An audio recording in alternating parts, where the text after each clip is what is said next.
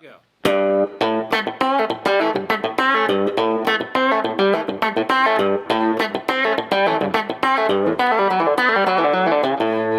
Ooh. Here comes Amos. Here comes Amos. Hey, this is Chicken Jam. Ben and Matt here, and we are talking about the difference between shredding, soloing, whatever you want to call it, and hooks or signature licks or whatever you want to call it. Maybe. Yeah. Riffs, hooks. And so essentially, to me, the difference is a hook or a signature lick is something that is reoccurring and it's melodic and it you remember about it. Like, Yeah. he just played the intro to Amos Moses. To me, that's not just riffing. Like, I recognize. It's recognizable. Yeah. You don't see anybody humming an AC/DC shred solo. Like, Yeah. Unless it's Freebird, then people sing that. yeah, but But whatever. I know what you mean. I mean, like the solo bit. We start doing that. Yeah, you don't Yeah. see nobody going down the road doing that. And if they are, you see them in their car and you think, that guy just flipped out on something. Yeah. Well, we did do. Truth be told, I did a acapella version of Freebird one time. And you did the solo? Oh yeah. And then Jeffrey's like boom boom boom boom. Well, we copied Fish. I mean, Fish did that, so we had to try it once, but That's incredible. it was a thing. It was the thing. Yeah.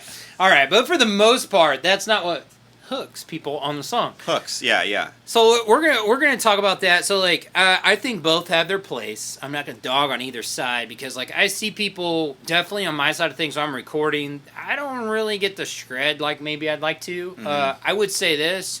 You gotta have some shredding on tap though, because if somebody wants to take you a solo, like Yeah. It needs to be in the box of things that you know. I mean, it needs to be on hand to just utilize here and there and sprinkle on there, like yeah, absolutely. sprinkled sugar on something. Sprinkle that. Yeah, you got to be able to do it, but then the creative side is you got to be able to come up with something that's recognizable. You got to have the meat and potatoes, and I think that's like what makes things recognizable. Is like for Chattahoochee. Yeah. That's a hook. Like, you That's a recognize. People do go, you say Chattahoochee, and they don't even sing the first words. They just go, yeah. Yeah, so, I mean, that is a hook. It's something that... It's because it repeats, for one thing. It repeats itself. It's melodic enough to be rememberable, if that's a word. Remember, I like it. Remembered. I like it. It's melodic enough to be remembered. it. It's rhythmic, and it's... Well, yeah, those are the things. It repeats, it's rhythmic, it's melodic, and it's just like something that you can remember, you know, and that's what makes a hook a hook. And I would say, like, when you're doing your soloing, keep that in mind, you know what I mean? Like, do stuff that is melodic and repeats itself, you know what I mean? And then throw those shred licks in a solo. Yeah, and lots of times it's... Because, man, sometimes a hook, especially in, like, some more country flavored stuff is like sometimes it can just be over one chord. Yeah. So it's got to be hooky. A lot of times it is one chord. Like, is that one chord on Amos Moses? Yeah, just A chord. Just A major, yeah. So I wonder if the producer's like, nope, you just get an A. Yeah. Come up with something over there. Dude, when we go to jam, like in my band, and it gets into like improvisational stuff, we always just start by just stay on the one. Chord. Stay on the one. You know what I mean? If you can make just one chord sound interesting, then that is something. That's what's cool. That's where you can go and take it to places, you know, and then eventually it'll get into some other thing. But like, you always start with the one. Just start on the one. Yeah. Yeah. Yeah, just be able to play and do something recognizable over riff. that. Yeah, like a hook is just something that, you know, and make your solo catchy. You know, make it to where it starts repeating itself. And like for me, when I know that like the solo has got to that point, it's when the band starts playing off of it. You know what I mean? I'll be playing a solo and I'm doing something that repeats and is melodic, and then the band will join in, and then they caught it. Yeah, they catch it and it becomes a thing. That's when you're doing something that's like cool and rememberable, you know, as opposed to just going through your scales and not repeating anything. Yeah, that is only almost, you know, what I've thought about is the scale and the shredding thing. Which you ought to kind of have on tap, is sometimes more visual than pleasing to listen to. It's not bad to listen to, but sometimes it's more like, hey, I need this for live use because this is like a visual thing where you're playing a lot and that's really for energy off off of a crowd.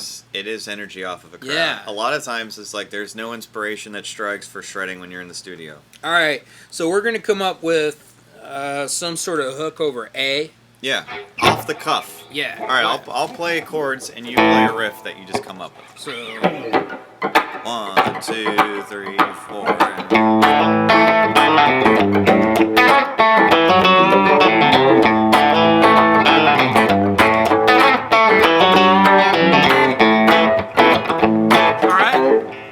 I'll show that to you real fast. And like you did it, and then like I adjusted a little bit, but yeah, like, you adjust now. Yeah. 1, 2, 1, 2, 1, 2, 3, 4.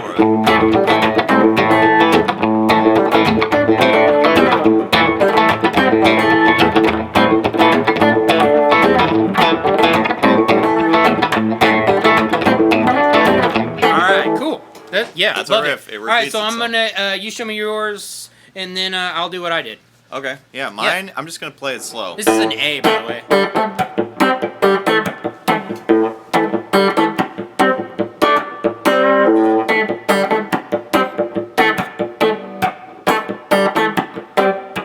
And I'm just playing these So like. you're playing with that. You can even like C thing. You could even play in the chords. You could go like. You're like a C to a D. C, D, yeah.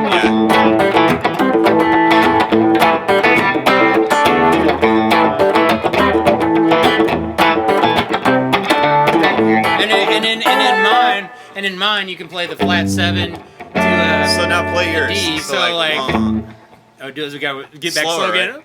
1, 2, 3, 4.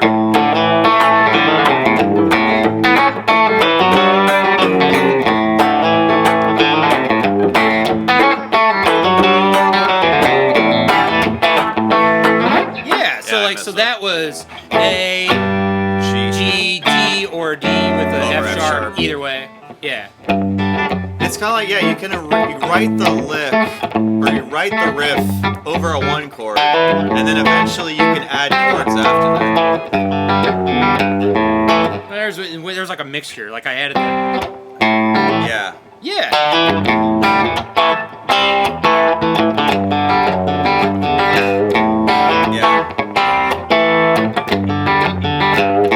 Sounds like AC/DC Gone Country. I think that's actually, I was listening to Zach Top, and I think it starts out. I think I did. Oh. That's close to it. I don't even know what that is. Dude, so Zach Top is a guy that all of a sudden just sounds like he completely just walked out of the 90s and recorded an album. Really? Went and got all the old players and everything on there. What is happening? That's my looper pedal. Okay. Let me start that. I don't know what happened there. Yeah, that was weird. We had one. I know, yeah. One shredder thing. So yeah, if you like 90s country, I guess, like he just like brought it back, looks like it, has a mullet. Really? Went and got like Brent Mason and Gary Prim and all those guys and said like, hey, I want to. Yeah. You know, like let's record a Tim McGraw record or something. Right. That's basically what happened. Like so, like he put out an album. He's kind of. Yeah, I feel like some old school stuff's coming back. Nice. Yeah, so maybe this channel is about some of that stuff. So like, like man. So anyway, so those are hooks. Hooks. I'll play mine. So mine's going open A, and then hammer on the 2nd fret on D, and I hit that A on the 2nd fret. And then I do this little bluesy thing on the 1st fret of the D. Hammer on. Then the C. And then. Yeah. You gotta remember. So that's minor pentatonic blues scale. And then I go. So I slide the C sharp there up on the 6th fret on G, and come back down to this A. Yeah. And then I go on the D string. And then I hit the G behind it. Yeah. And all it. Yeah. 4, 2, 1. 3rd third fret on the A, Yeah. and that's where the da, da, da, da, da. Yeah.